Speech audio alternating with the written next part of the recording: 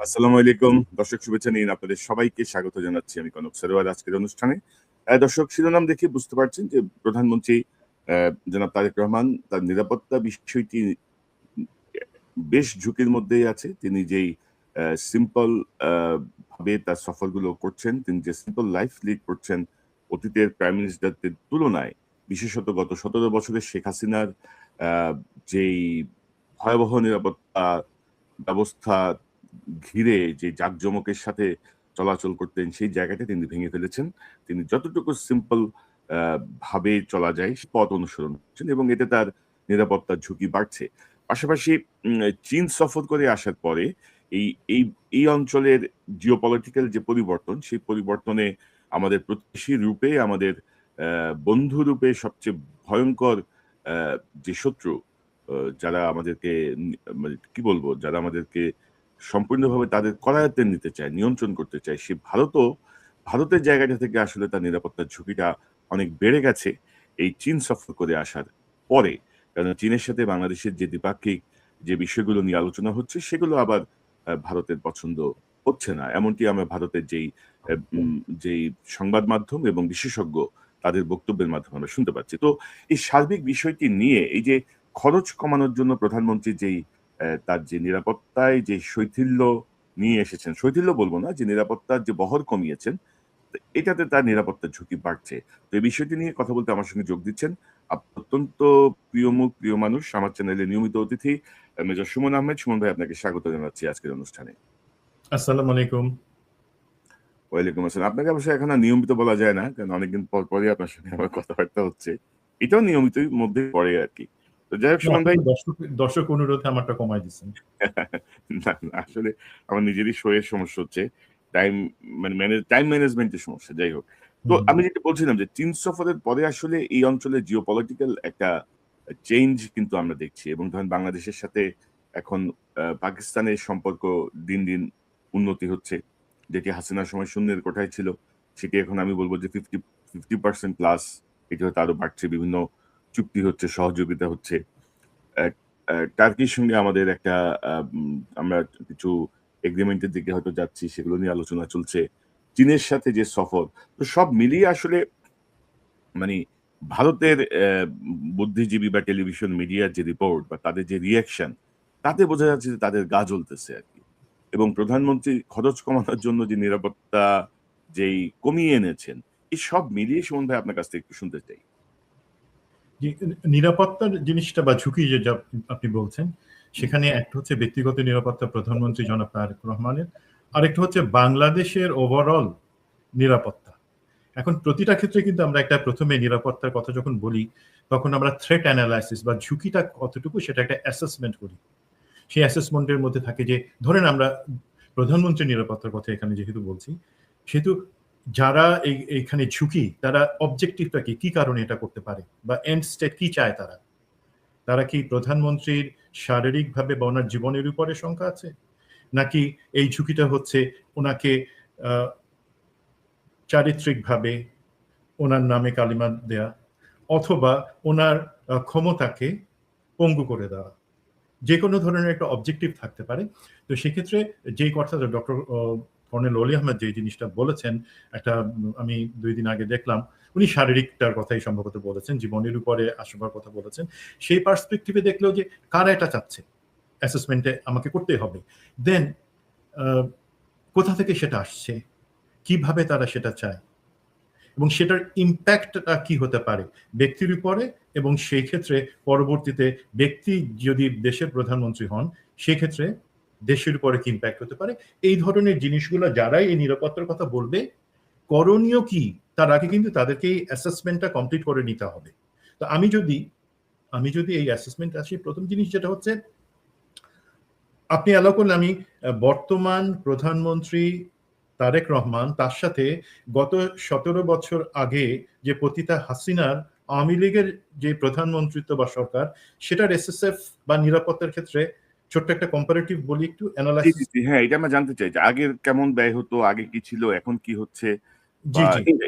এটাকে আপনি কতটুকু আ বলবো, মানে আপনি নিজেও আসলে এসএসএফ এর সঙ্গে কাজ করেছেন। সো ইউ নো, আপনার সে অভিজ্ঞতা আছে। তার সবকিছু মিলিয়ে আপনার কাছে কি মনে হচ্ছে? একটু কম্পারেটিভ একটা স্টাডি দেন। জি, প্রধানমন্ত্রী নিরাপত্তার সাথে যেহেতু আমি ছিলাম এবং পরবর্তীতে ধরেন সেটা আজকে থেকে ৩০-৩৫ বছর আগের কথা। তো এখন যেটা হচ্ছে বর্তমানে আমি শুধু এসএসএফ এর জায়গাটাতে আসি। একটা হচ্ছে ভিজিবলি আপনারা দেখবেন যেই জিনিসটা আপনি বলছেন আপনার যেই শিরোনাম খরচ কমাতে গিয়ে খরচটা প্রধানমন্ত্রী নিজ উদ্যোগে যে জিনিসটা কমাচ্ছেন সেটা হচ্ছে ওনার যে বুলেট প্রুফ গাড়িটা সেটা কিন্তু ওনার নিজস্ব গাড়িটা ব্যবহার হচ্ছে। তার তেল খরচ থেকে শুরু করে পরিচালনা এভরিথিং উনি ব্যক্তিগতভাবে বিয়ার করছেন, এটা সরকার বিয়ার করছে না। দেন হচ্ছে আগে ভিআইপি প্রোটেকশনের জন্য 14টা ভিআইপি গাড়ি থাকতো বা লাগতো, এখন কিন্তু ওনার যে কোনো চলাচল বা সফরের জন্য চারটা গাড়ি সাকুল্যে। তার মানে এইখানে খরচটা আপনি 1/3 নিচেও নামায় আনছেন। খরচ বলতে শুধুমাত্র ফিউল কস্ট না, এক্ষেত্রে আছে পার্সোনাল এবং অন্যান্য খরচ অ্যাডমিনিস্ট্রেটিভ কস্ট সেগুলোও আছে। দেন এসএসএফ সাপোর্টটা তো পতিতা হাসিনা তার পরিবার, তার ওই বিদেশি ছেলে, বিদেশি মেয়ে, বিদেশি মেয়ে জামাই, বিদেশি ছেলের বউ, নাতি নাতনি সবার জন্য, পুরা গোষ্ঠী শুদ্ধা সবার জন্য কিন্তু এসএসএফ, সেখানে পুতুলের জন্য, রেহানার ছেলে মেয়ের জন্য একইভাবে এসএসএফ কে ডিপ্লয় করা হতো। সেই জিনিসটি কিন্তু প্রধানমন্ত্রী তারেক রহমান নিচ্ছেন না। যদিও প্রোটোকল ন্যূনতম ওনার ইমিডিয়েট ফ্যামিলি যেটা আমি বুঝি, ওনার স্ত্রী মানে আমাদের যিনি ম্যাডাম জুবাইদা রহমান ওনার এবং তার মেয়ে, তারা কিন্তু সেই এসএসএফ প্রোটোকল অবশ্যই পায়, কিন্তু উনি এই জায়গায় খরচটা বা তাদের এঙ্গেজমেন্টটা কমায় রাখবার জন্য এসএসএফ প্রোটোকল তাদেরকে দিচ্ছেন না। কিন্তু এখন এর বাদে আরো আছে, সেটা হচ্ছে ওনার বাসাটা আমরা জানি, সেটা নিজস্ব যে বাসা, সেখানে এসএসএফ ন্যূনতম এসএসএফ ডিপ্লয়েড আছে, পিজিআর ন্যূনতম ডিপ্লয়েড আছে। বিদেশে সফরের সময় আমরা দেখেছি এসএসএফ এর একটা বড় বহর অ্যাডভান্স পার্টি হিসেবে আগে, পরবর্তীতে প্রধানমন্ত্রী সফর সঙ্গী হিসেবে তারা যায়, তো সেই জায়গাটা অর্ধেকেরও কমে চলে আসছে। মানে আপনি যদি মনে করেন যে আগে সেখানে এসএসএফ এর 15 জনকে যাইতে হতো, সেটা 5-এ নেমে আসছে সর্বসাকুল্যে। তাছাড়াও ওনার সাথে সফর সঙ্গী যারা আছেন বিদেশে যান, তাদেরকে কিন্তু ওই যে যাওয়ার পরে সরকারি কর্মকর্তা কর্মচারী যারা যান তাদের টিএ দিয়ে বিল ক্লেম করে, উনি সেটাকে নিরুৎসাহিত করতেছেন। আপনারা সরকারি খরচে সেখানে যতটুকু আমাদের মিশন ব্যবস্থা করবে সেটাই, এর বাদে আপনারা কোনো বিল ক্লেম করবে না। আরেকটা হচ্ছে উনি যে দেশের মধ্যে যেই সফরগুলোতে যাচ্ছেন, সেটা বগুড়া হোক, চট্টগ্রাম হোক, সিলেট হোক, সেখানে কিন্তু ওনার যাওয়াটা হচ্ছে পার্টির যে বাস আছে সেটা করে যাচ্ছেন, সাথে এসএসএফ যাচ্ছে বা নিরাপত্তার লোক যাচ্ছে। সেখানে ভেন্যু যেখানে উনি বক্তৃতা দেবেন বা যেখানে একটা কিছু উদ্বোধন করবেন, সেই জায়গার নিরাপত্তায় বা সেই জায়গার ডিপ্লয়মেন্টে স্থানীয় পার্টির লোকজন সহায়তা করছে বলে এসএসএফ সেখানে কম ডিপ্লয়েড হতে হচ্ছে, এবং সেখানেও খরচটা বাড়ছে। বিকজ শুধু যাওয়া না, সেখানে থাকার ব্যাপার আছে, সেখানে রিলেটেড ভেহিকেল বা ট্রান্সপোর্টেশন কস্ট, ফিউল কস্ট, সেই জিনিসগুলো আছে। এখন এইটা উনি চাচ্ছেন। এখন আপনার কনসার্নটা কোথায় সেটা আমি বোধহয় বুঝতে পারছি, এবং শুধু আপনার না, দেশবাসী, সেটা হচ্ছে মিনিমাম নিরাপত্তা যেই জিনিসটা, এখন সেই খরচটা আমি কম ধরে না।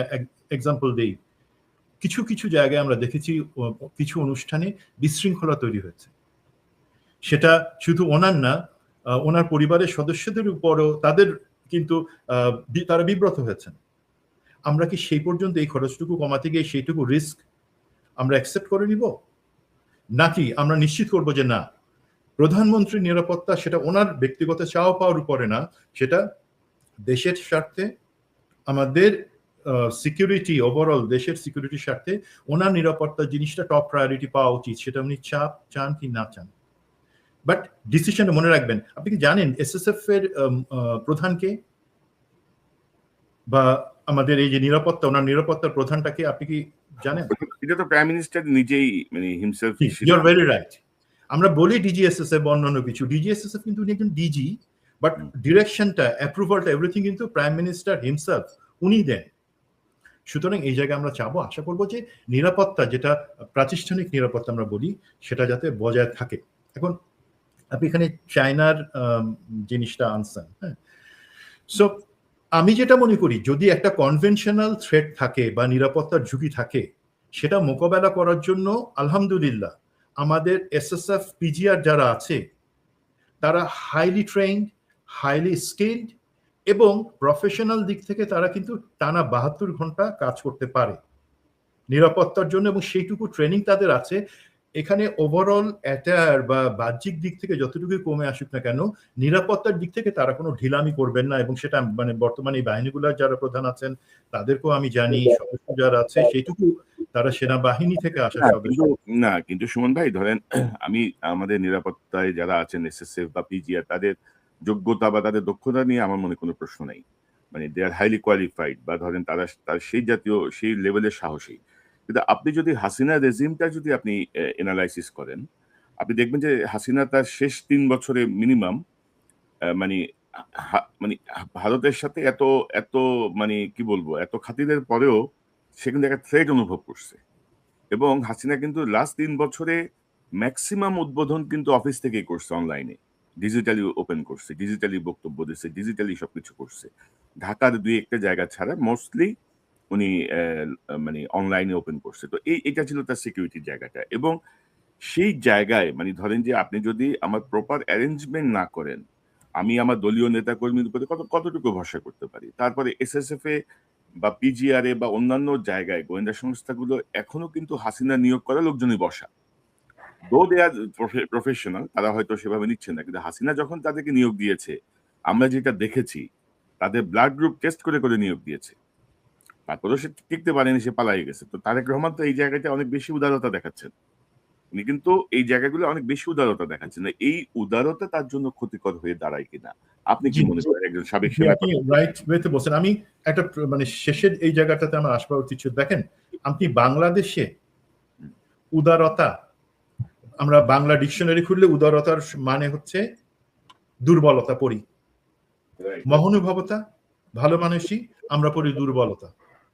আমাদের ডিকশনারিতে আমাদের বাংলাদেশি মানসিকতা, সরি আমি একজন বাংলাদেশি সেই হিসেবে বলতেছি, এখানে উদারতা বা মহানুভবতা কাজে লাগে না। কারণ কি, আমরা যতটুকু বুঝি প্রধানমন্ত্রী যে জিনিসটা চাচ্ছেন, ওনার সামনে অ্যাকচুয়ালি দুইটা অপশন আছে।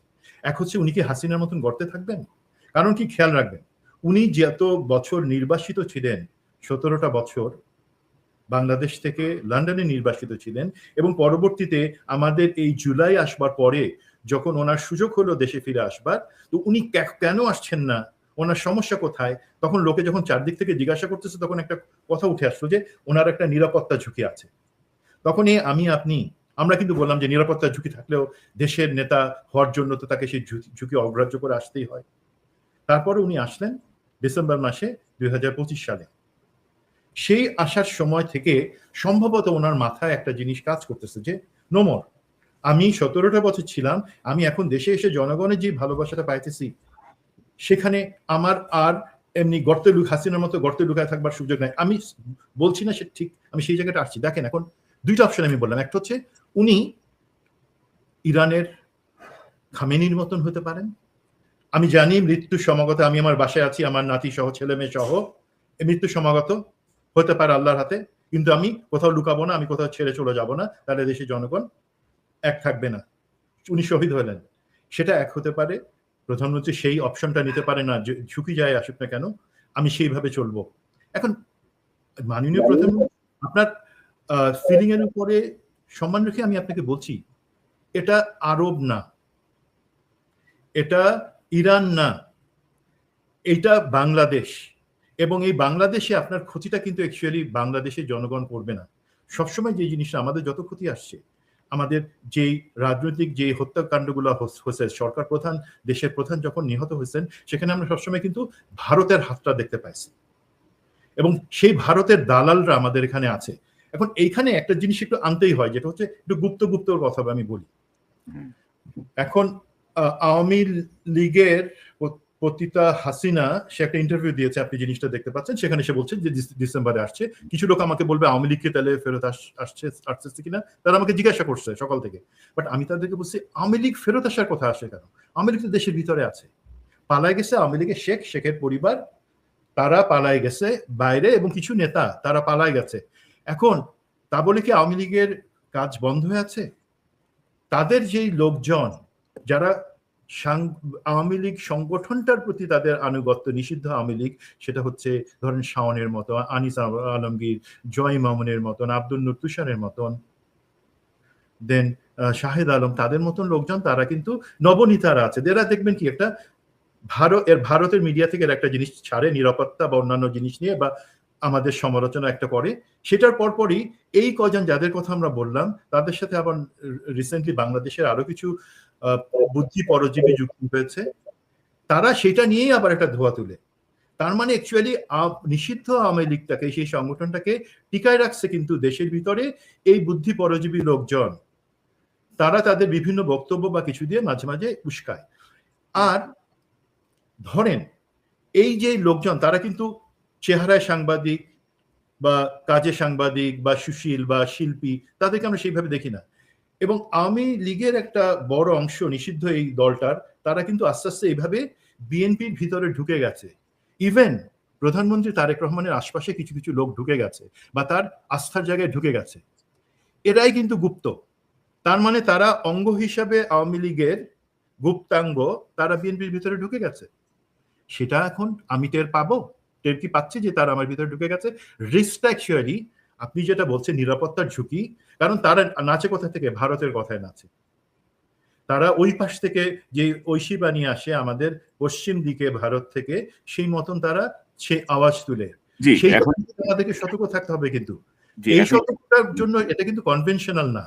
আর বিশেষ করে আপনি একটা চীনের কথা বলছেন, আপনি বলে নেন, তারপর আমি সেই চীনের আমি অ্যাড করি আপনার সাথে। ধরেন এই যে আওয়ামী লীগ এখন সফট পাওয়ার দিয়ে ইন করতে চাচ্ছে, সফট পাওয়ার মানে মিডিয়া, শিল্পী, সাহিত্যিক, সুশীল সমাজ, এদেরকে ইউজ করে আওয়ামী লীগ একটা ন্যারেটিভস দাঁড় করিয়ে তাদের পক্ষে জনমত তৈরি করার চেষ্টা করছে। এবং আপনি যদি বলছেন যে প্রধানমন্ত্রীর আশেপাশে কিছু লোকজন অনেকে গুপ্তের ভূমিকায়, আপনি যদি দেখেন যে আনিস আলমগীরকে ডেকে প্রধানমন্ত্রীর সঙ্গে লাঞ্চ করানোর বা আব্দুল নূর তুষারকে প্রধানমন্ত্রীর সঙ্গে ডেকে লাঞ্চ করানো তাদেরকে এক ধরনের বৈধতা দেয়, তাদেরকে এক ধরনের একসেপ্টেবিলিটি দেয় মানে গভর্নমেন্টের সাথে বা প্রাইম মিনিস্টারের সাথে।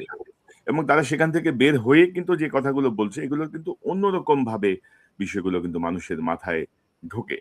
সো এই যে কাজগুলো, এই কাজগুলো তারা বুঝে করছেন নাকি না বুঝে করছেন, এইটা আমার কাছে স্পষ্ট না। এটা আমার কাছে কিন্তু মোটামুটি স্পষ্ট। আমি তোকে বলছিলাম যে ওনার একটা চেঞ্জ, প্রধানমন্ত্রীর একটা চেঞ্জ এসছে, সেটা হচ্ছে উনি আসার পরে মনে করছেন উনি ওনার মোর হিউম্যান হবেন, উনি বদান্যতা দেখাবেন। ওনার যে কথাটা বারবার, যে প্রতিশোধ নয়, আমার মা বেঁচে থাকে উনি প্রতিশোধ নিতেন না, আমার বাবা প্রতিশোধের কথা বলতেন না, এই জায়গাগুলো থেকে আমি পরিষ্কারভাবে বলতে চাই। উনিও হয়তো পরে জিনিসটা ক্লারিফাই হচ্ছে না, বিচারের জায়গায় চলবে, বিচারের সাথে প্রতিশোধের কোনো সম্পর্ক নাই, উনি ওনার ব্যক্তিগত পার্সপেক্টিভে বলছেন। এখন ব্যক্তিগত পার্সপেক্টিভের কথা যদি আসে, দেখেন আমাদের নবীজির আদর্শ আছে আমরা জানি, এবং উনি কিন্তু ওনার উপরে যেই বুড়িটা ওনার মসজিদে যাওয়ার পথে আবর্জনা রাখতো, কাটা বিছিয়ে রাখতো, উনি কষ্ট পাইতেন কিন্তু কিছু বলতেন না। যখন যেদিন উনি শুনলেন সে অসুস্থ, একদিন দেখেন কাটা নাই, আবর্জনা নাই, গেলেন, দেখে সে অসুস্থ, তার সেবা করলেন। এবং সেই তারপর ওনার এই ধরনের আরো অনেক ঘটনা আছে যে ক্ষেত্রে উনি ওনাকে যারা ব্যক্তিগতভাবে, তাইফের ঘটনা মনে করেন, অন্য সব জায়গায় ব্যক্তিগতভাবে ওনাকে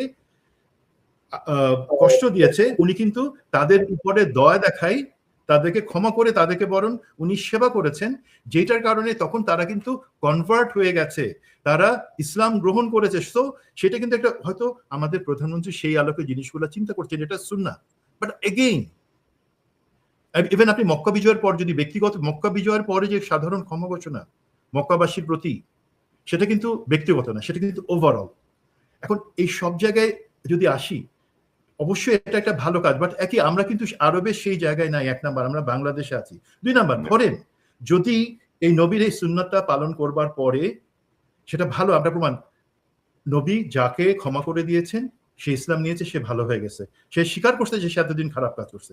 আপনি যে আওয়ামী লীগের যে সমস্ত কৃতদাসদের, এই শাওন থেকে শুরু করে, রোকেয়া প্রাচী থেকে শুরু করে, যারা অ্যাকচুয়ালি আপনারা বলেন যে আওয়ামী লীগ আসবে কবে, আওয়ামী লীগ তো তারা ক্যারি করতেছে, রোকেয়া প্রাচীরা, শাওনরা, এই মিডিয়াতে যারা আছে, সাংবাদিক নামে অপসাংবাদিক যারা আছে, তাদের কয়জন বলেন এখন বলছে যে এই 17 বছরের হাসিনা যে কাজগুলো করছে সেগুলো গুমখুন করছে, আমাদেরকে সম্পূর্ণভাবে দাস হিসেবে রাখছে, আমাদেরকে ভারতের কাছে বিক্রি করে দিছে, সেটা অন্যায় ছিল, ভুল ছিল। এই আনিস আলমগীর, তুষার, এরা কি বলছে? এরা বলে নাই, বরঞ্চ এরা এখন কি বলছে? এরা এখন জুলাইয়ের হত্যাকে নর্মালাইজ করার চেষ্টা করতেছে, বলার চেষ্টা করতেছে যে হাসিনা তো ভালো মানুষ, মানুষের উপর দোয়া ছিল, মাত্র 1,500-2,000 মেরে, আর বেশি মারে না, নাইলে ওই ইচ্ছে করলে 1.5 লাখ মারত। এইভাবে তারা নর্মালাইজ করার চেষ্টা করতেছে এই সমস্ত গাদ্দারের দল, জয় মামুন, তারপরে অন্যরা। এখন আপনি এবং যারা ক্ষমা চাচ্ছে না, যারা জি, অনুতপ্ত হচ্ছে না, তাদেরকে আপনি আর কত দয়া দেখায় নিরাপত্তার ঝুঁকির মধ্যে ফেলবেন আপনার জীবনকে এবং দেশের। আপনার জীবন মানে তো শুধু আপনি এখন ব্যক্তি না, আপনি দেশের প্রধানমন্ত্রী। আর না দেখেন ব্যক্তি তারেক রহমানের নিরাপত্তা এবং প্রধানমন্ত্রী তারেক রহমানের নিরাপত্তার জায়গাটা একেবারে ডিফারেন্ট। এবং প্রধানমন্ত্রী হিসেবে আপনার যে রাষ্ট্রীয় প্রোটোকল বা প্রধানমন্ত্রী হিসেবে যে আন্তর্জাতিক স্বীকৃত প্রোটোকল, সেই প্রোটোকল আপনাকে অবশ্যই নেওয়া উচিত। এবং ধরেন মানে শহীদ প্রেসিডেন্ট জিয়াউর রহমানের আমলের নিরাপত্তার ঝুঁকি আর এখনকার ঝুঁকি কিন্তু এক না। মানে ওই সময়কার যে যে প্রযুক্তি, ওই সময়ের যে অবস্থা ছিল, মানে এখন তারেক রহমান যেখানে যেখানে যাচ্ছেন, এটি মানে আমেরিকা থেকে বলেন আর পৃথিবীর আরো ধরেন মানে কি বলবো, বাংলাদেশ থেকে ধরেন আরো ৩০,০০০ মাইল দূর থেকে বসে বলেন, মনিটর করা সম্ভব। ওনার প্রতিটা স্টেপ মনিটর করা সম্ভব। জি তাই না? উনি কোথায় যাচ্ছেন, কিভাবে আমি যাচ্ছেন। একটা এবং পয়েন্ট এটা কভার করে দিয়ে আরেকটা জায়গায় একটু যাবো। সেটা হচ্ছে কি, ধরেন আমি ইরানের কথা বললাম, ধর্মীয় নেতা খামেনি কথা বললাম যে ওনার জিনিস, সেখানে তারা সেই রিস্কটা নিতে পারে, ইরানের প্রতিটা স্তরে সেটা নিতে পারে, বিকজ তাদের তিন স্তরের লিডারশিপ তৈরি আছে। না তাদের leadership একজন নেতার উপরে বা একসেট নেতার উপরে নেতৃত্ব নাই, সেখানে 5টা স্তর তৈরি আছে পরবর্তীতে নেতৃত্ব নেয়ার জন্য। আমাদের বাংলাদেশে কি সেটা আছে? না, আমাদের বাংলাদেশে আমি এড কালচার করতে নাই? চাই। আমি এটা এড করি। ধরেন আমাদের বিকল্প লিডারশিপ থাকলেও খামেনিদের নিরাপত্তার কিন্তু কোনো ত্রুটি ছিল না। তারা সর্বোচ্চ প্রোটেকশন সর্বোচ্চ জায়গাতেও ছিল। কিন্তু তারপরেও আইডেন্টিফাই হইছে পরবর্তীতে যে সেখানেও মানে মানে গুপ্তচর ছিল, গাদ্দার ছিল। তো বাংলাদেশে তো ভাই গাদ্দার মানে ঘাটে, ঘাটে গাদ্দার। বাংলাদেশে আমরা যে এর কথা বলি, তো ভাই ভিতরের লোকজনই মানে এক্সাক্টলি। আলাদা করে এসে তাদের খোঁজ নিতে হয় না। এরাই খবর দেয় যে ভাই এই হচ্ছে বা ওই হচ্ছে। বিনিময়ে তারা হয়তো কিছু চায় বা কোনো সুবিধা চায় বা কোনো টাকা চায়। তো সেই জায়গাটায় ধরেন এতটা শৈথিল্য দেখানো কি ঠিক হচ্ছে কিনা? পাশাপাশি একজন সেনা কর্মকর্তা আমাকে কদিন আগে বলছিলেন যে নরমালি প্রাইম মিনিস্টারস বহরে আমরা একই রকমের ২-৩ টা গাড়ি রাখি। মানে একই রকমের ফ্ল্যাগ লাগানো, একই রকমের যেন আইডেন্টিফাই করতে না পারে। তো সেখানে প্রাইম মিনিস্টার সফর করতেছেন বড় একটা বাসে। বর্তমান যে বাস্তবতা, আমাদের এই বাংলাদেশ অঞ্চলে যে নিরাপত্তা পরিস্থিতি বা আমাদের যে সিকিউরিটি থ্রেট, সেখানে একটা বাসে ভ্রমণ করাটা সাশ্রয়ী। কিন্তু এটা কতটুকু নিরাপদ? এই প্রশ্নটা কিন্তু আসছে। পাশাপাশি ধরেন এসএসএফ এ ধরেন এসএসএফ মানে প্রাইম মিনিস্টার নিজেই এখন গাড়ি ড্রাইভ করতেছেন। নরমালি কিন্তু এসএসএফ এর একজন মেজর পদমর্যাদার কর্মকর্তা কিন্তু প্রধানমন্ত্রী বা রাষ্ট্রপতির গাড়ি এ এ ড্রাইভ করেন। এবং তিনি অলওয়েজ কানেক্টেড থাকেন এসএসএফ এর মেইন বেজ এর সাথে, তাই না? ইনস্ট্রাকশন পান বা তার সেই সিকিউরিটি প্রস্তুতিগুলো আছে। তারেক রহমান সাহেবের বাস কে চালাচ্ছেন? এসএসএফ এর কেউ না। ওনার ব্যক্তিগত কোনো ড্রাইভার বাসটা চালাচ্ছেন। তো আমার মনে হয় যে এই জায়গাগুলো যখন আমি দেখি না, এই জায়গাগুলো যখন আমি এনালাইসিস করি বা বোঝার চেষ্টা করি, তখন আমি খুব মানে ফ্রাস্ট্রেটেড হই যে কেন মানে এই জিনিসগুলো হচ্ছে। কারণ ওনার নিরাপত্তার জন্য এমন কোনো ব্যয় কিন্তু হচ্ছে না এই রাষ্ট্রের। তো সেই জায়গাটা জি, আপনি যদি আমি আরেকটু আমি বলেন। এখানে আমি সম্পূর্ণ আপনার সাথে একমত হয়ে বলব। দেখেন, আমি প্রধানমন্ত্রী তারেক রহমানের অনুভূতি এবং ওনার যে সুচিন্তা যে উনি শুধুমাত্র খরচ কমানো না, এখানে এনগেজমেন্ট কমানো, সেই জায়গাটা উনি চিন্তা করছেন। দেখেন, একটা আপনি ওই বাসের কথা বললেন, উনি যেদিন বাংলাদেশে নামলেন, ওনার তো নিরাপত্তার ঝুঁকি ছিল, যে কারণে উনি অ্যাকচুয়ালি আসছিলেন না। তো আমরা দেখলাম যে এয়ারপোর্ট থেকে ৩.৫ ঘন্টা ধরে ওনার বাসটা গেল উনি যেখানে জনসভায়, সেই জনসভায় ৩০০ ফিটে উনি ভাষণ দিলেন, সেখান থেকে আবার উনি গেলেন এভার কেয়ারে, মার কাছে। এখন নিরাপত্তা ঝুঁকি কোনটা কম হতো আপনি আমাকে বলেন, এবং লোকজনের ইনভলভমেন্ট কোথায় কম হতো? আপনি এয়ারপোর্ট থেকে সরাসরি জনসভার জায়গায় যদি হেলিকপ্টারে করে প্রোটেক্টেড অবস্থায় নিয়ে আসতেন এবং সেখান থেকে হেলিকপ্টারে করে আপনি ওনাকে এভার কেয়ারে হেলিপ্যাড তৈরি ছিল, সেখানে নিয়ে যেতেন। সুতরাং আমি বাস ব্যবহার করলে বা কর্মীদের হাতে জিনিসগুলো ছেড়ে দিলে যে নিরাপত্তা খরচ কমবে, এই খরচের হয়তো কমছে বা নিরাপত্তার ঝুঁকিটা বেড়ে যাচ্ছে। আশা করি আমাদের ডিজিএসএসএফ যে আছে, সে অত্যন্ত ম্যাচিউরড একজন জেনারেল। আমি একটা জিনিস আমি একটু আগে বলি, হ্যাঁ, ডিজিএফআই এবং বিভিন্ন গোয়েন্দা বাহিনী কিন্তু আওয়ামী লীগের লোকজন রয়ে গেছে, বাট আলহামদুলিল্লাহ যেটা হয়েছে, আমাদের এই এসএসএফ পিজিআরে একদম সম্পূর্ণভাবে কিন্তু ক্লিন, এখানে কোনো রিস্কের ফ্যাক্টর নাই, এবং তারা এই জিনিসটা বোঝাতে সমর্থ হবেন। উনি এই জিনিসটাকে এই পার্সপেক্টিভে দেখবেন। ওনার জ্ঞান প্রজ্ঞার আমি অবশ্যই সম্মান করেই বলতে চাচ্ছি। এখন কনক ভাই, আসল জায়গাতে কিন্তু আমরা আসি নাই। থ্রেট যেটা, নিরাপত্তা হুমকি, আমরা যাই বলি না কেন, দেশে বা অন্যান্য কিছু দেশের যেই গাদ্দার, তার বাদে থ্রেটটা অ্যাকচুয়ালি কিভাবে হচ্ছে সেটা কি একটু আমি আপনাকে 3 মিনিটে বলতে পারবো দর্শকদের জন্য? প্লিজ বলেন। অ্যাকচুয়ালি আমি যেভাবে থ্রেটটা বা নিরাপত্তার হুমকির অ্যাসেসমেন্টে যে একটা অ্যাপ্রোচ দেখতে পাচ্ছি হুইচ ইজ মোর লাইকলি, সেটা হচ্ছে কি, দেখেন কিছু কিছু ঘটনা আমাদের কাছে আপাতত বিচ্ছিন্ন মনে হচ্ছে, বাট একই সাথে কিন্তু ঘটছে। ধরেন ভারত পুশিনের চেষ্টা করলো, এখনো করে যাচ্ছে সীমান্তে।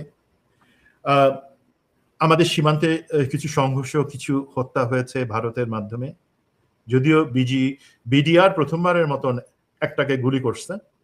দেন সেখানে পশ্চিমবঙ্গে, ভারতের পশ্চিমবঙ্গে একটা র্যাডিক্যাল উগ্র হিন্দুত্ববাদী একটা সরকার এসছে।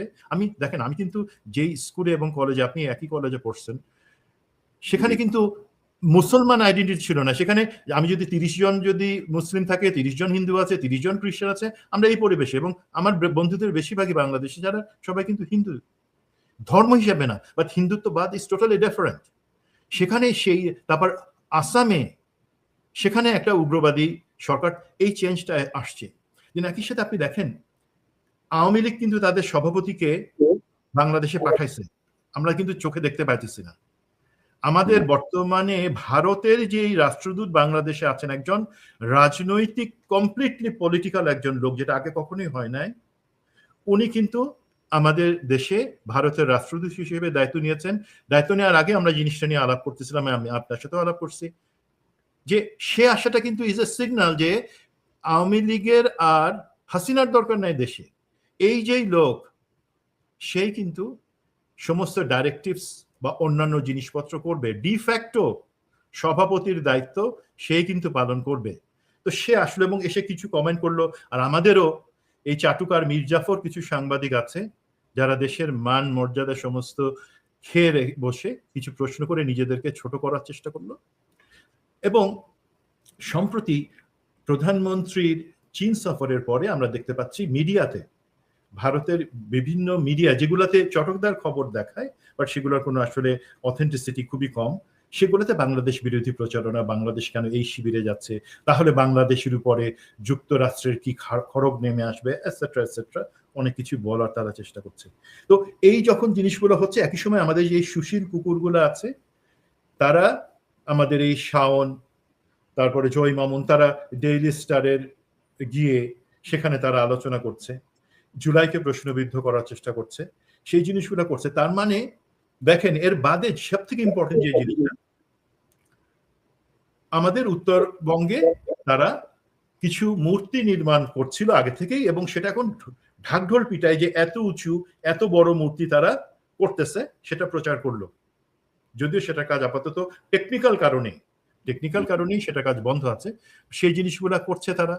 মাঝে মাঝে আবার রংপুর চিটাগং কেটে নিবে তারা, তাদের এত শক্তি আছে, এই সমস্ত জিনিস বলছে।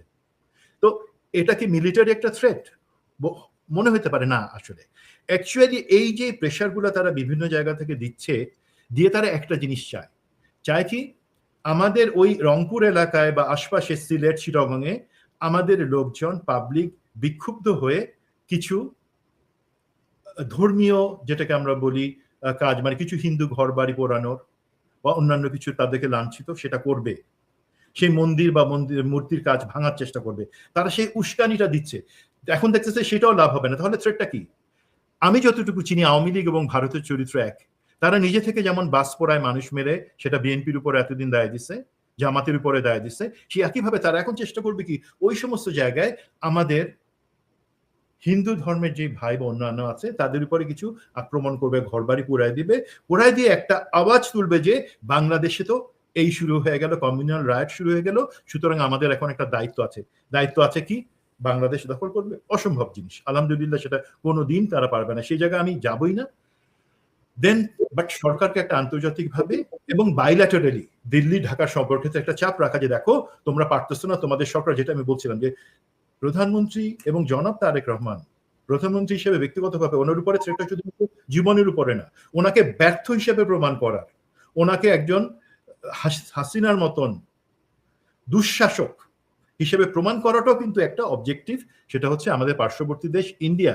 সেই ক্ষেত্রে তারা এখন এই জিনিসটা খেলবে, এবং আমার অনুরোধ থাকবে আমরা কোনো উস্কানিতেই পা দিব না। দেখেন আলহামদুলিল্লাহ আমাদের বিডিআর, আপনারা যেটাকে বিজিবি বলেন আমি বলি না, সে বিডিআর কিন্তু সীমান্তে গত কয়েকটা এঙ্গেজমেন্টে খুব ভালোভাবে কিন্তু ভারতকে জবাব দিছে, সমস্ত পুশিন ঠেকায় দিছে। বিডিআর এর সেখানে প্রতিটা জায়গায় তারা দিনরাত পরিশ্রম করে কাজ করতেছে। এখন সেইটুকু জায়গায় সেখানে কি আমাদের কোনো একটা ঘটনা কিন্তু ঘটছিল সেখানে, যে আমাদের কিছু লোকজন গ্রামবাসী সীমান্তবর্তী এলাকার রাগের চোটে ওইখানকার কিছু শস্য উঠায় নিয়ে আসছিল, পরে বিডিআর এর অনুরোধে সেগুলো আবার ফেরত তারা দেয়। আমরা কেন ওদের মতন ব্যবহার করব? আমাদের রাগ হতে পারে। সুতরাং আমরা এই জায়গায়, ওরা এই সুযোগটা খোঁজার চেষ্টা করবে যে আমরা আক্রান্ত, আমাদের গ্রামবাসী আক্রান্ত, আমাদের হিন্দুরা আক্রান্ত। এই সুতরাং একটা লিমিটেড স্কেল কিছু সার্জিক্যাল অপারেশন করতে হবে, করে বাংলাদেশকে একটা শিক্ষা দিতে হবে। ওরা সেটা চিন্তা করতেও পারে, যদিও সেটা চিন্তা করার ওদের জন্য দুর্ভাগ্যের ব্যাপার হবে, বাট আমরা সেই সুযোগ তাদেরকে দিব না, আমরা উস্কানিতে পা রাখবো না। That is my point. না, এটা এটা ভালো, মানে উস্কানিতে পা দিচ্ছে না বাংলাদেশ, এবং ধরেন যে ভারতের যে চেষ্টা, সেই চেষ্টাটায় বাংলাদেশের যারা রাজনীতিবিদ, এটা সমালোচিত হচ্ছে যে ভারত এত কিছু বলতেছে, শুভেন্দু এত কিছু বললো, আমরা কেন কিছু বলছি না। মানে মানে বাংলাদেশ কিন্তু এখানে এক ধরনের সহনশীল গেমে আছে, দ্যাট ইজ পজিটিভ। কিন্তু ধরেন আপনি যে জায়গাগুলো বলছেন আমি আপনার সঙ্গে একমত, কিন্তু তারপরেও ধরেন আমি মনে করি যে প্রধানমন্ত্রীর নিরাপত্তার জায়গাটায় আরেকটু মানে সতর্কতা, আরেকটু জটিলতা প্রয়োজন। এবং আপনি জানেন যে আমার চ্যানেল থেকে আমি এ পর্যন্ত এর আগে আরো ২ টো প্রোগ্রাম করেছি। একটি প্রোগ্রাম হচ্ছে নির্বাচনের আগে। আপনি জানেন নির্বাচনের আগে আমরা এই প্রোগ্রামটি করেছিলাম যে ভয়ংকর ত্রুটিপূর্ণ তারেক রহমানের নিরাপত্তা ব্যবস্থা, প্রশিক্ষিত শত্রু সুযোগ নিতে পারে। এটি ছিল নির্বাচনের আগে, যখন তিনি নির্বাচনী প্রচারণায় আছেন তখনকার ফুটেজ, তখনকার একটি অনুষ্ঠানের থাম্বনেল। এবং পরবর্তীতে ঢাকা বিশ্ববিদ্যালয়ে তিনি যখন গেছেন তখন দেখা গেল যে ছাত্রদলের নেতা বলছেন যে চাপেন সাইড প্রধানমন্ত্রীর গাড়ি যাবে। তো এই জায়গাগুলো থেকে কিছুটা উন্নতি হয়েছে, এটা নিঃসন্দেহ, মানে কিছুটা হয়েছে। তো আমরা উনার নিরাপত্তা নিয়ে আমার মনে হয় না যে আমি আর অনুষ্ঠান করব, কারণ অতিরিক্ত হয়ে যাচ্ছে। মানে ধরেন যে না, না অনেকে, ভাই, আপনি তো ঠিক কাজটা করতেছেন। না মানে শুনেন, অনেকে বলবে যে আপনি অনেকে, আমি আমরা হলাম কাক। হ্যাঁ, কাকের মতো কাকা করে যাব, লোকে তাকায় আমাদের দিকে মুগ্ধ হয়ে তাকাবে না। হুম, যারা ময়ূর, তারা পেখম মেলে তাদের পিছন নাচাইতে থাকবে, তাদের দিকে তাকে বাবা বলবে, তারা কিন্তু কোনো কথা ওই বলবে না। বিএনপির কিছু আমাদের কাজ হলো আমরা আবর্জনা পরিষ্কার করব, কাকা করে চিৎকার করব, তাতে কেউ আমাদের পছন্দ করুক কি না করুক, সেই আবর্জনাটা পরিষ্কার করে আমরা খেয়ে ফেলবো। না ধরেন হচ্ছে আর তো কেউ পরিষ্কার করতেছে না, বিএনপির আপনাকে কিছু, বলতে হবে। না বিএনপির কিছু গর্ধবে সে এখানে ধরেন কমেন্টস করে যাবে যে এটা নিয়ে আপনার ভাবতে হবে না, তো আমাদের ভাবতে হবে না, তোরা তো ভাই আবার বিপদে না, পড়লে ধান আমরা খেতেই তো পালাবি। আমরা সম্পূর্ণ আস্থা রাখছি ওনার চিন্তার উপরে, এবং এসএসএফ পিজিআর বা আমাদের নিরাপত্তা সংশ্লিষ্ট সবার প্রতি আস্থা রাখছি। বাট কি, যেটা হচ্ছে আমরা তো কনভেনশনাল নিরাপত্তা হুমকির কথা বলছি না, শুধু আনকনভেনশনাল যে হুমকিটা, যেটা ভিতর থেকে আসতে পারে, যেটা বাইরে থেকে আসতে পারে। ধরেন এইখানে আমাদের যেই পার্শ্ববর্তী দেশ, যাকে অনেকে শত্রু দেশ বলে, আমি আপনার চ্যানেলে শত্রু দেশ বলে খামাখা আমার নির্যাত বানাতে চাই না, সেটা হচ্ছে কি, তারা তো এইভাবে করবে না। তারা ভাড়া করা লোকদের দিকে কাজ করা, যাকে বলেন তো, আমাদের শহীদ ওসমান হাদির হত্যার বিচারের ক্ষেত্রে আমি জানি বিএনপি সরকার এবং অ্যাটলিস্ট এইটাতে স্বরাষ্ট্রমন্ত্রী সালাউদ্দিন সাহেব উনি আন্তরিক, আমি জানি।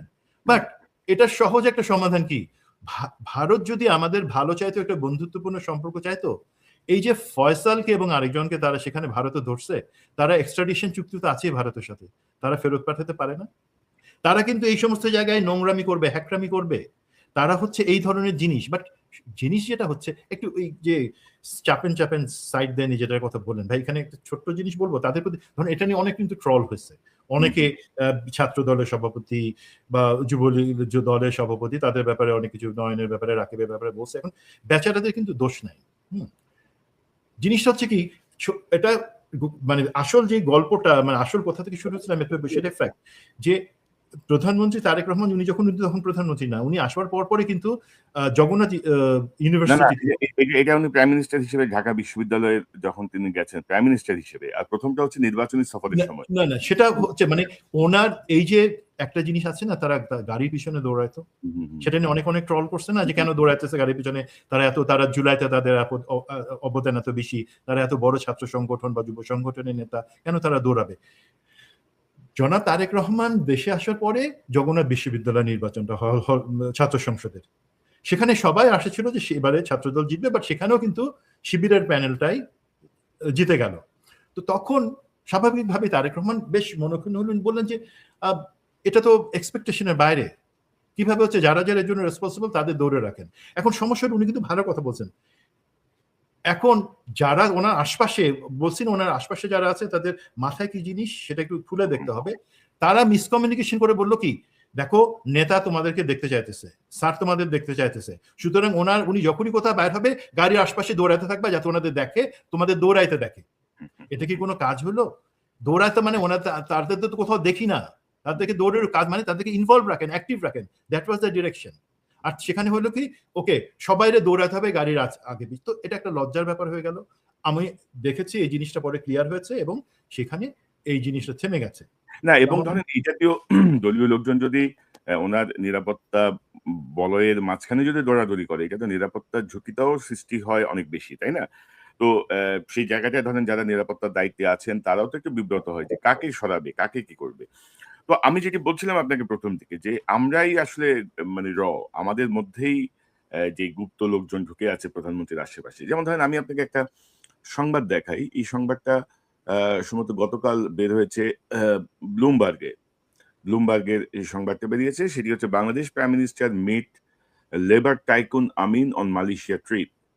এবং ব্লুমবার্গের এই রিপোর্টে, যে জুলাই 8 তারিখের রিপোর্ট, আজকে 10 তারিখ, তো আমেরিকার এই প্রসিদ্ধ যেই সংবাদ মাধ্যম, সেখানে এই রিপোর্টটা কিন্তু তারা ক্লিয়ার, তাদের কাছেও ওইরকম ডাটা নাই, কিন্তু তারা ইনফরমেশন পাইছে। এবং আমি আমার মতো করে চেক করে দেখলাম যে তারেক রহমান সাহেবের সাথে আসলে এই যে দাতো আমিন, যে আপনার জনশক্তি রপ্তানির ক্ষেত্রে একটা কুখ্যাত লোক, যাকে ইউনূস সরকার 25 অক্টোবরে ফেরত চাইছে মালয়েশিয়ার কাছে, যে একে ফেরত দাও, এর বিরুদ্ধে মামলাও আছে, তার সঙ্গে বৈঠক হয়েছে। তো আসলে কিন্তু বৈঠক হয়নি। মানে এই দাতো আমিন আবার মালয়েশিয়ার রাজার খুব ঘনিষ্ঠ। তো তারেক রহমান যখন রাজার সঙ্গে দেখা করতে গেছেন, সেখানে সে উপস্থিত ছিল, প্রাইম মিনিস্টারের সঙ্গে বোধহয় হাই হ্যালো কিছু একটা হয়েছে। কিন্তু দেখেন, এটা থেকে ধরেন ভারতের এখন মূল টার্গেট কি? আমাদের জনশক্তিকে ক্ষতিগ্রস্ত করা, আমাদের গার্মেন্টসকে ক্ষতিগ্রস্ত করা, এই জায়গাটা। ধরেন তারা কিন্তু ব্লুমবার্গকে দিয়ে রিপোর্টটা নিয়ে আসছে। এটা কিন্তু আপনি মিথ্যা বলতে পারবেন না। দেখাতে হইছে। এখন মানে তারেক রহমান মিট টাইকুন মানে আমিনের সাথে তার দেখা হয়েছে। এখন এটাকে অন্যভাবে তারা প্রজেক্ট করছে কিন্তু। সো সেই জায়গাগুলো ধরেন, এটা তো হয় বাংলাদেশের ভেতরের কেউ এটা লিক করছে, নাহলে মালয়েশিয়ায় ইন্ডিয়ান বংশোদ্ভূত কেউ এটাকে লিক আউট করছে। উদ্দেশ্য কি? উদ্দেশ্য হচ্ছে এই সফরটাকে এক ধরনের প্রশ্নবিদ্ধ করা, কিছু প্রশ্ন সামনে নিয়ে আসা।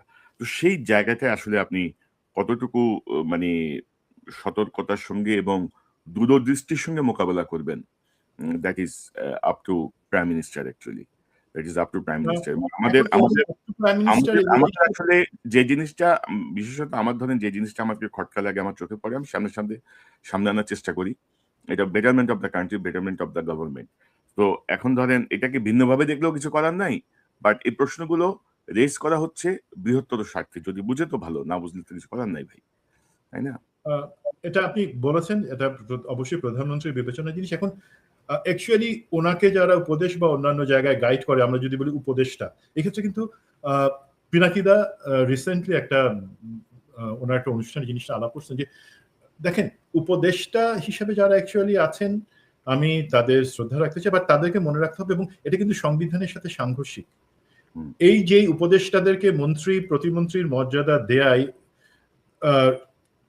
সেখানে রাখা এবং ক্যাবিনেট মিটিং এ হাজির থাকা, সেই জিনিসটা কিন্তু 1996 এর যেই রুলস অফ বিজনেস, সেটাকে 2009 সালে চেঞ্জ করে হাসিনা এই জিনিসগুলো ঢুকাইছিল। যখন প্রশ্ন আসলো তারেক সিদ্দিকী কেন আর্মি চালাবে, সে হচ্ছে প্রধানমন্ত্রী হাসিনার সামরিক বিষয়ক উপদেষ্টা, যার কাজ হচ্ছে প্রধানমন্ত্রীর অফিস, পিএম অফিস বা পিএমও যেটাকে আমি বলি, সেটার মধ্যে সীমাবদ্ধ থাকবে এবং মাস্ট থাকা উচিত। আর্মি বিভাগ থেকে যখন কোশ্চেন আসলো, তখন সেই মহিলা যে জিনিসটা করলো, সে পিএম রুলস অফ বিজনেসে চেঞ্জ আনলো, রুলস অফ বিজনেসে চেঞ্জ এনে সেই জিনিসটা ঢুকাইলো এবং তাদেরকে মন্ত্রী পদ, প্রতিমন্ত্রী পদমর্যাদা দেওয়ার জন্য আনলিমিটেড নাম্বারস কথাটা আনলো। আপনারা যদি রুলস অফ বিজনেসটা পড়েন, এখন আবার রুলস অফ বিজনেসে পরিষ্কার বলা আছে এটা এমন কোনো কিছু আনা যাবে না বা এমন কিছু করবে না যেটা সংবিধানের সাথে সাংঘর্ষিক, এবং সেটা অটোমেটিক্যালি নাল অ্যান্ড ভয়েড হয়ে যাবে। আমাদের উপদেষ্টারা বর্তমানে যেই সুবিধা বা যে পদবি বা যে স্ট্যাটাস ভোগ করছেন সেটা কিন্তু কোথাও নাই।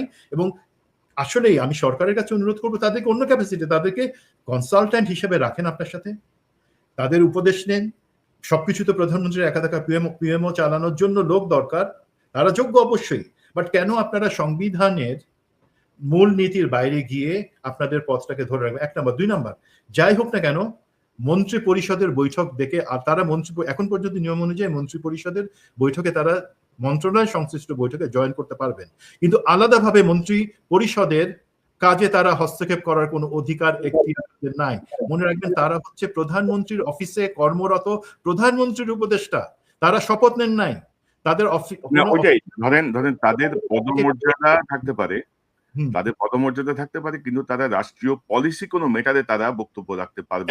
এখন আপনি দেখেন ডক্টর জাহেদ, আমি একটা সিম্পল এক্সাম্পল, আপনার অনুষ্ঠানে প্রতিমন্ত্রী মীর শাহ আলম আসছিলেন 2 দিন আগে। উনি এসে ওনার যে কথা, ওনার ব্যাপারে অনেক অভিযোগ আছে, আমি সেই সব যাব না, উনি ভালো কি খারাপ, ওনার কথাটা কি, ওনার পুরো অনুষ্ঠানটাতে যতক্ষণ কথা বলছে সাবমিসিভ, অ্যাজ ইফ উনি কোনো কিছুতে ডিসিশন মেকার না। উনি বিএনপির একজন কর্মী বলেছেন, এবং উনি বলেছেন আমাদের সিনিয়র মন্ত্রীরা এবং প্রধানমন্ত্রী বিবেচনা করে কাজগুলো করবেন। উনি একবারও বলার চেষ্টা করেন নাই, আপনি 2বার বলছেন আপনি তো মহাক্ষমতাশালী মন্ত্রী, উনি সেটা শুনেন না। উনি বলছেন না, আমার কোনো কিছুই নাই, আমি আমার কাজ করে যাচ্ছি। তার বিপরীতে আপনি উপদেষ্টা ডক্টর জাহিদেরটা দেখেন, অনেকে তাকে কষা জাহিদ বলে, আমি সেটা বলবো না, এটা একজন উপদেষ্টার প্রতি অসম্মান হয়ে যায়, কষা জাহিদ কেন বলবো। তো এখন উনি অনুষ্ঠান যেখানে যান সেখানে বলেন আমি এই 3টা পলিসি প্রধানমন্ত্রীকে বলছি এক্সিকিউট করবার জন্য, আমি অ্যানালাইসিস করে বলছি। এই যে গুপ্ত একটা কথা শুরু করা, সেটা বলে প্রধানমন্ত্রীকে অনেক নিচে নামায় নিয়ে আসা, এবং বিএনপি, জামাত এবং অন্যান্য দেশের ভারত এবং আওয়ামী বিরোধী যারা আছে সবাইকেই মধ্যে সন্দেহের জিনিস ঢুকায় দেওয়া, সেটাকে জন্ম কোথা থেকে? এক হচ্ছে এই যে বিরিয়ানি আলম, আপনারা যাকে বলেন, আমি তো বিরিয়ানি আলম বলবো না, আমি বলবো শাহেদ আলম, সাংবাদিক শাহেদ আলম, এবং এই ডক্টর জাহিদ উপদেষ্টা, তারা কিন্তু এই প্রধানমন্ত্রীর থেকে এই জিনিসটা ওনাকে এই বিষটুকু ঢেলে দিয়ে ওনার মুখ থেকে এটা বলাইছেন, এবং প্রতি কথায় তারা বলেন যে ওনাকে দিয়ে আমরা এই পলিসি করব। ভাই, পলিসি করার আপনি কে? পলিসি করবে সংসদ, পলিসি করবে মন্ত্রিসভা, সেখানে কোনো কিছু আছে কিনা টেকনিক্যাল জিনিস প্রধানমন্ত্রীর অফিসে বসে আপনারা সেটা দেখবেন। আপনাদের পা কিভাবে সচিবালয়ে পড়ে, কোন এখতিয়ারে পড়ে আপনাদের পা, কোন এখতিয়ারে আপনারা গোপনীয় ফাইল বা সিক্রেট ফাইলস সেটা দেখবার জন্য মন্ত্রীদের এবং সচিবদেরকে বলেন। আপনারা শপথ নেন নাই তো? একজন মিলিটারি অফিসার, আমি শপথ নিয়েছি, রাষ্ট্রের কাছে শপথ, আমি পারি, আপনি পারেন না, আপনি শপথ নেন নাই। সুতরাং এই যে জিনিসগুলো হচ্ছে ওনার ইনার সার্কেল, সেই জায়গায় আপনি যদি আমাকে বলেন যে 3টা এই যে নিরাপত্তা ঝুঁকি কমানোর জন্য 3টা আমি সাজেশন মেক করব, প্রধানমন্ত্রী তারেক রহমানের উপর সম্পূর্ণ সম্মান রেখেই 3টা। প্রথম জিনিস, ওনার ইনার সার্কেল, বিশেষ করে উপদেষ্টা যাদেরকে নিয়েছেন তাদেরকে বদলাইতে হবে বা তাদের উপর নজর রাখতে হবে। একটা গল্প আছে সিলেটি, একটা গল্প আছে লন্ডন থেকে নিয়ে আসে, আমি ওই জায়গায় যাচ্ছি না, আপনি বদলান। যারা তাদের ফেসবুকে প্রতিনিয়ত পোস্ট দেয় আমি প্রধানমন্ত্রীর এই করতেছি, আমি প্রধানমন্ত্রীর সাথে এই ছবি করতেছি, সাথে সাথে তাদেরকে বের করে দেন। আপনার নিরাপত্তার ঝুঁকি হচ্ছে সেই লোকটা যেই ছবি বাইরে আসবার কথা না, যেখানে একজন মহিলাকে আপনার বিমানে নিয়ে এসে তাকে দিয়ে সেলফি তোলায়, সেটা বাজারে ছাড়া, সেটা কথা না, সেটা নিরাপত্তার ঝুঁকি, সম্মানের ঝুঁকি। এই সমস্ত কাজে যারা জড়িত সরাসরি তাদেরকে বাদ দেন। 2 নাম্বার জিনিস হচ্ছে, আপনি একজন জাতীয় নিরাপত্তা উপদেষ্টা নিয়োগ দেন। ডক্টর খলিল প্রফেসর ইউনূসের আমলে বা অন্তর্বর্তী সরকারের সময় নিরাপত্তা উপদেষ্টা ছিলেন, উনি এখন পররাষ্ট্রমন্ত্রী, সেই পদটা খালি আছে। এখন জাতীয় নিরাপত্তা উপদেষ্টা এই কারণে দরকার যে সেটা শুধু সামরিক, আমাদের তো একজন সামরিক উপদেষ্টা আছে, যিনি সামরিক বাহিনী সংশ্লিষ্ট জিনিসগুলো দেখেন, ব্রিগেডিয়ার জেনারেল অবসরপ্রাপ্ত ডক্টর শামস, উনি যোগ্য, কোনো সন্দেহ নাই, বাট ওনার কাছে সামরিক জিনিস, নিরাপত্তা শুধুমাত্র সামরিক জিনিস না। আমি অনেকের কাছে বলেছি, আমি রিচ করেছি, আমি শুধু জনাব তারেক রহমানের কাছে একটা রিকোয়েস্ট রাখবো, মাননীয় প্রধানমন্ত্রী, আমি একজনের নাম বলবো, সে যোগ্য না সেটা আপনি বিবেচনা করে নেবেন, এবং বাংলাদেশে ইউরোপিয়ান ইউনিয়নভুক্ত যত রাষ্ট্রদূত আছে, USA, China, even India, Pakistan, সেই সমস্ত দেশের রাষ্ট্রদূতকে আপনি আপনার লোককে দিয়ে ফোন করে বলেন যে মেজর সুমনি একটা লোকের নাম বলছে, এ কেমন হবে? এই একটা লোককে দেখবেন সমস্ত আমাদের যে ডিপ্লোম্যাটিক কমিউনিটি, বিশেষ করে রোহিঙ্গা সমস্যা সমাধান এবং আমাদের বর্ডার ক্রাইসিস সমাধানের জন্য একে সবাই পছন্দ করে এবং মনে করে ওনার মাথায় সেই বুদ্ধিটুকু আছে। আমার যদি সুযোগ হয় আমি কখনোই সে একটা নাম বলে দিব, ওনারাই যাচাই বাছাই করে তাকে সে যোগ্য কি যোগ্য না। বাট আমাদের একজন নিরাপত্তা উপদেষ্টা এবং নিরাপত্তা সেল, ন্যাশনাল সিকিউরিটি সেল, এই দুটা জরুরি দরকার, যে দুটা গত 6 বছরে সম্পূর্ণ ইনঅ্যাক্টিভ আছে, এবং এই 2 বছরে আমরা বলার পরেও উদ্যোগ নেওয়া হয়েছিল নিরাপত্তা সেল সেগুলো চালু করবার জন্য সিকিউরিটি সেল, আবার সেটাকে সেই উদ্যোগ কি কারণে সেটা বেঁচে গেছে আমি জানি না। আর 3 নাম্বার বা লাস্ট যেটা হচ্ছে সাজেশন, ছোট মানুষ হিসেবে বলছি, যে কোনো পদ সেটা মন্ত্রী, সচিব, রাষ্ট্রদূত অথবা বাহিনী প্রধান, সেই ক্ষেত্রে কারো সুপারিশের ভিত্তিতে, মানে সিস্টেম যেই সুপারিশ করে তার বাদে অন্য কারো আত্মীয়তা, বন্ধুত্ব অথবা সে পার্টির জন্য এত কন্ট্রিবিউট করে সেই কারণে নিবেন না। দেখেন, একটা এক্সাম্পল দিই শুধু, আমাদের 3 জন সেনাপ্রধানকে নিয়োগ করেছিলেন বিএনপিরই লিডাররা। একজন জেনারেল জিয়াউর রহমান, উনি এক্সটেনশন অবস্থায় 2 বার এক্সটেনশন করায় এরশাদকে উনি সেনাপ্রধান রাখলেন। সেই এরশাদই কিন্তু যতটুকু ধারণা জেনারেল জিয়াকে হত্যায় ভারতের সাথে এবং হাসিনার সাথে মিলে কাজটা করেছে প্রেসিডেন্ট জিয়াউর রহমানকে হত্যায়।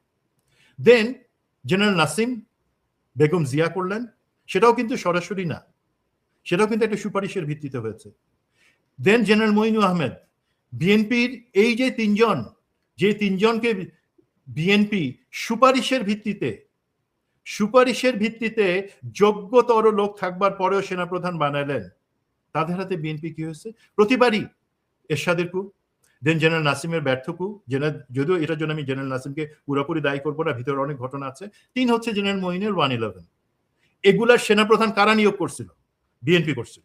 সুতরাং কোন এই সেনা বাহিনী প্রধান নিয়োগের ক্ষেত্রে প্লিজ কোনো সুপারিশ, কোনো ভালো লাগা, কোনো কিছু, আর বিশেষ করে এক্সটেনশনে আছে, তার মেয়াদ শেষ হয়ে যাওয়ার পর দয়া করে, অথবা তার যোগ্যতার বা তার কাজ ভালো পারে সেটা রাষ্ট্র বা বাহিনী সেই সুবিধা নেওয়ার জন্য তাকে আরো 6 মাস এক্সটেনশন দিয়ে রাখছে, সেই ধরনের কাউকে কখনোই প্লিজ নেবেন না। ওনারা এক্সটেনশন কেন নেয় সেটা বুঝবার মতন বুদ্ধি আপনার আছে, আমার থেকে আপনাদের বুদ্ধি অনেক বেশি। কেন এক্সটেনশন নেয়, কি সুবিধা পাওয়ার জন্য, কোথায় কোপ মারার জন্য, সেটা আপনারা জানবেন প্লিজ। যেই অফিসার আমাদের যোগ্যতর অফিসারের অভাব নাই, সো এক্সটেনশন দিয়ে তাদের পথ যুদ্ধ করার কোনো যৌক্তিক কোনো কারণ নাই। মানে এমন কোনো কি বলবো এটারে, মানে বেহেশতে ফল না যে আমাদের তা রাখতেই হবে। আর আরেকটা বিষয় আমি জানতে চাই, যে এই ধরনের প্রতিরক্ষা উপদেষ্টা ব্রিগেডিয়ার শামস, তার কি নিরাপত্তা সংক্রান্ত কোনো বিষয় আছে প্রধানমন্ত্রী? কিন্তু প্রধানমন্ত্রী সকল সফরেই কিন্তু ওনাকে আমরা দেখছি মানে এসএসএফ এর সাথে।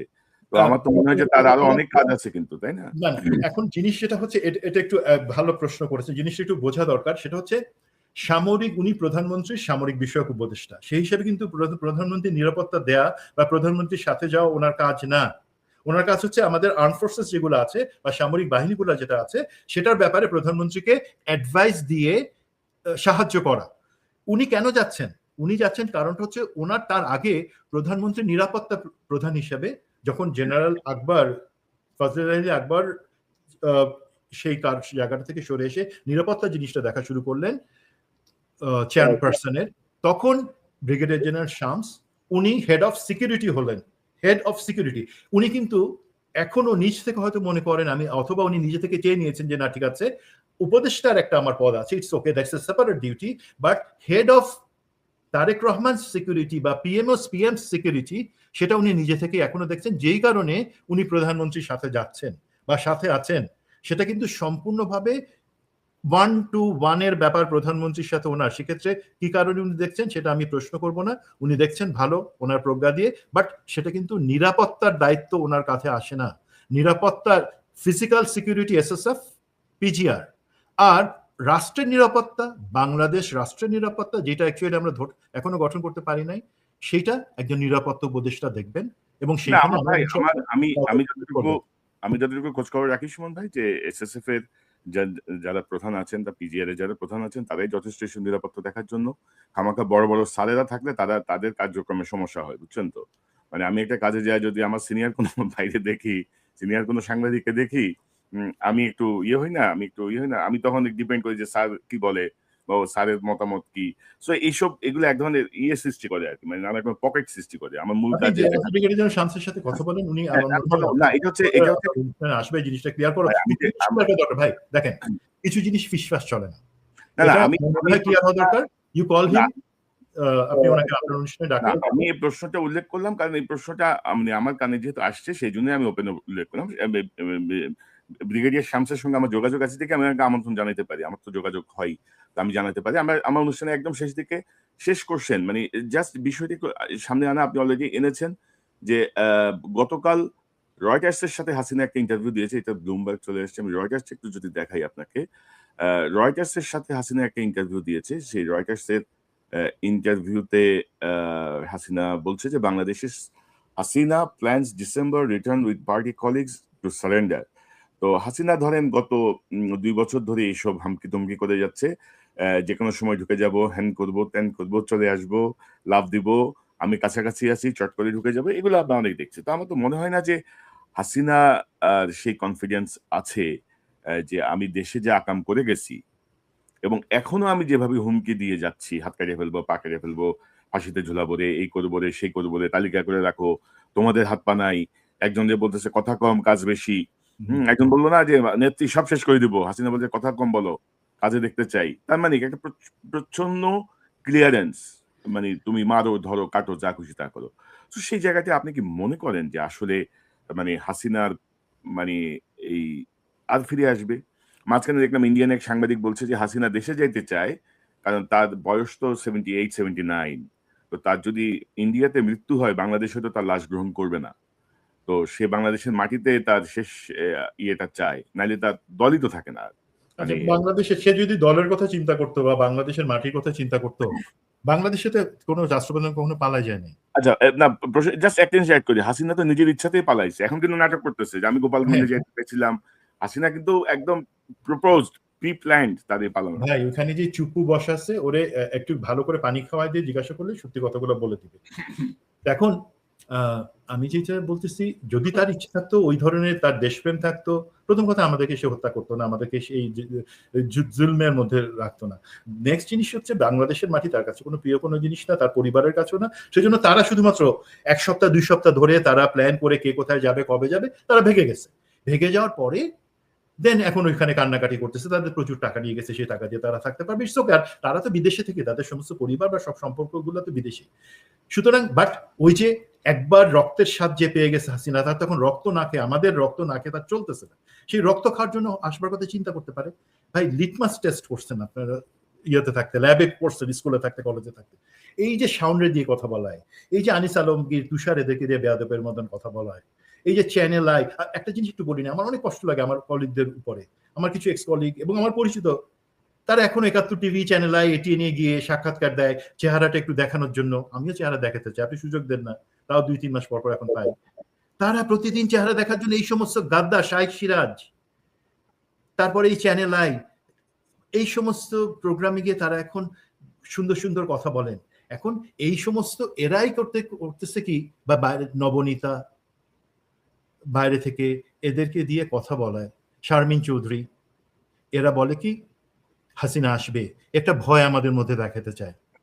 হাসিনার ভয়টা আমাদের দেখাই। এখন এই লিটমাস টেস্ট প্রতিটা শেষমেশ শাওনকে দিয়ে চেষ্টা করছিল জুলাইকে প্রশ্নবিদ্ধ করে দেখবার জন্য রিয়াকশনটা কি হয়।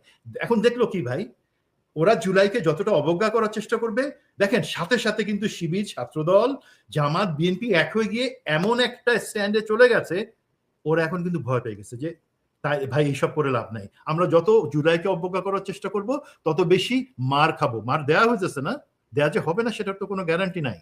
তো এই অবস্থায় হাসিনা জানে, ইভেন যদি কোনো কারণে আগামীকালকে বিএনপির সমস্ত ঝানু ঝানু সমস্ত এবং কিছু কিছু বেতনভুক, আমরা জানি কিছু কে কে বেতন খাইতো, তাদেরকে কনভিন্স করেও যদি বাংলাদেশে আসবার ব্যবস্থা করে আত্মসমর্পণের মাধ্যমে, ভাই বাংলাদেশের জনগণ আপনি যেই দেখেন, তাদের আমাদের মধ্যে যেইটুকু আমরা প্রতিরোধের জায়গায় গেছি, জুলাই তো আমরা ভুলি নাই। ও তো টিকতে পারবে না, ও বা নিষিদ্ধ পার্টি কেউ তো টিকতে পারবে না ভাই। এখন তো শুধুমাত্র আমরা কথা বলতেছি সামরিক অফিসারদের বিচার বা অন্যান্য গুমখুনের ক্ষেত্রে, পলিটিক্যাল লিডার যারা আছে গুমখুনের সাথে সংশ্লিষ্ট, তাদেরকে যখন সত্যিকার ভাবে ধরা হবে, প্রতিশোধ না, আমি আগেই বলি প্রতিশোধ না, বিচার নিশ্চিত করার জন্য। আমি একজনকে ক্ষমা করে দিতে পারি, হাসিনাকে আমাকে 2.5টা দিন টর্চার করবার জন্য আয়না ঘরে নিয়ে গিয়ে গুম করে আমি করতে পারি, বাট আর যাদেরকে করা হয়েছিল তাদের ক্ষমা করার এখতিয়ার কি আমার আছে তাদের পক্ষ থেকে? নো, সেটা তারা করবে এবং সেটার কাজ হলো বিচার নিশ্চিত করা। আমার কখনোই মনে হয় না হাসিনা এটা এই জায়গাটাতে হাসিনা আসবে।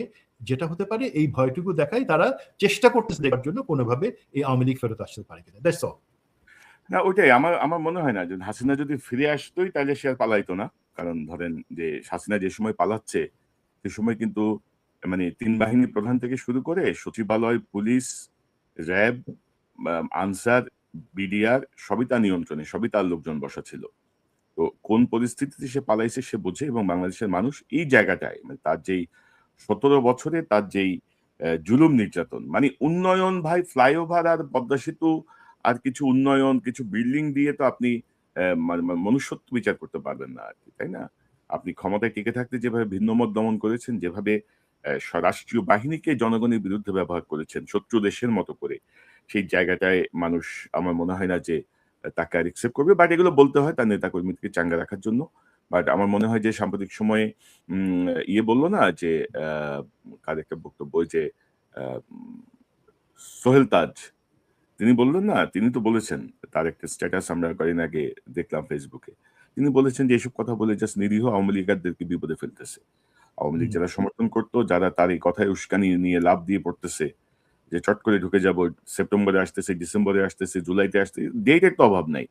এগুলো করে কিছু লোক ঝাঁপায় পড়ে এবং জনগণের হাতে মার খায়, পিটুনি খায়, আবার গ্রেপ্তার হয়, অনেক কিছু ঘটে। তো আশা করি আ আমরা আজকে অনুষ্ঠানে অনেক বিষয় নিয়ে আলোচনা করলাম। এগুলো যদি সংশ্লিষ্ট জায়গায় যদি বোঝেন তো ভালো।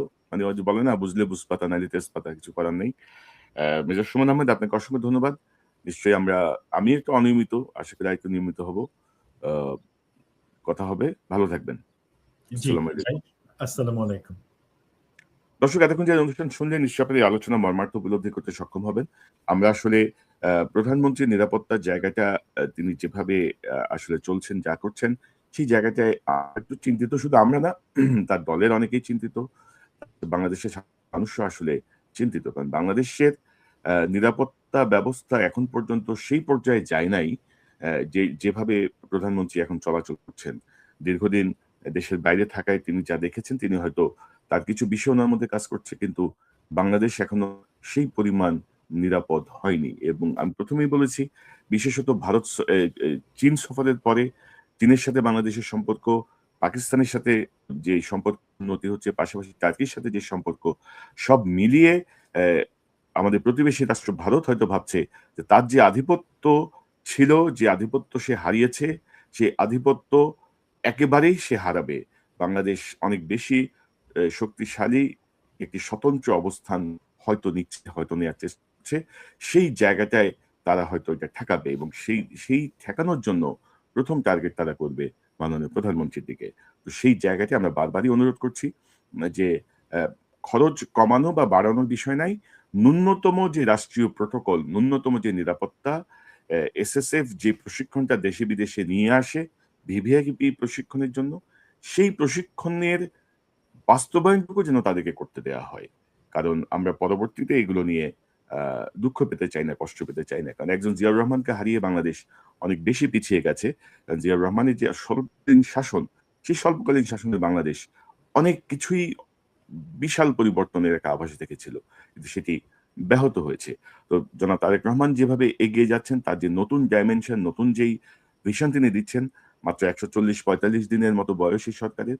আ আমার মনে হয় যে ৬ মাস পরে সেটি আরো আমরা হয়তো আরেকটু ভিন্ন মাত্রা দেখব। সেই জায়গাতে আমরা চাই যে সরকার যেন স্মুথলি রান করে। আশা করি সরকারের কর্তাব্যক্তি যারা আছেন, যারা মাননীয় প্রধানমন্ত্রী তারা এই বিষয়টিতে একটু সচেষ্ট হবেন, এই আলোচনাকে একটু গুরুত্ব সহকারে তারা নেবেন। দর্শক এই চ্যানেলটি সাবস্ক্রাইব করে আমাদের পাশে থাকুন। এই চ্যানেলের মেম্বারশিপ নিয়ে আমাদের পাশে থাকুন। আবারও দেখা হবে ইনশাআল্লাহ। আসসালামু আলাইকুম।